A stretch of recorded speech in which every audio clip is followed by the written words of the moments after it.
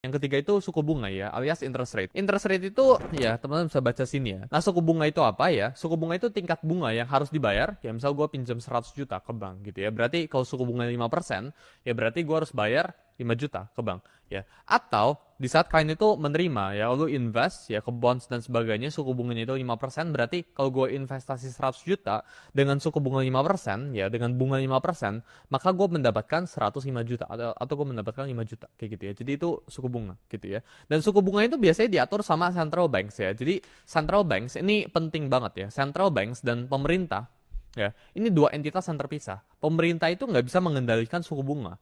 Cuma bisa central banks, alias kalau bisa di Amerika, nama itu the Fed, ya the Federal Reserve, ya per video Indonesia, kalau kalian tahu nama itu Jerome Powell yang mengendalikan, gitu ya. Jadi basically central banks ini kayak lever, ya. Di saat ekonomi itu lagi jelek, ya, dia bakal nge-lever kayak gini, dia bakal naik turunin suku bunga sesuai dengan kondisi ekonomi. Kenapa jangan pemerintah? Karena kalau pemerintah bakalan ada kepentingan yang namanya itu politik. Karena kalau lu misal pemerintah sekarang, lu presiden sekarang, lu bakal turunin suku bunga biar marketnya itu rame gila-gilaan dan biar orang itu seneng sama lu. Tapi untungnya kan gak gitu, dipisah jadi dua entity gitu ya. Jadi pemerintah dan central banks ini dua entity yang terpisah.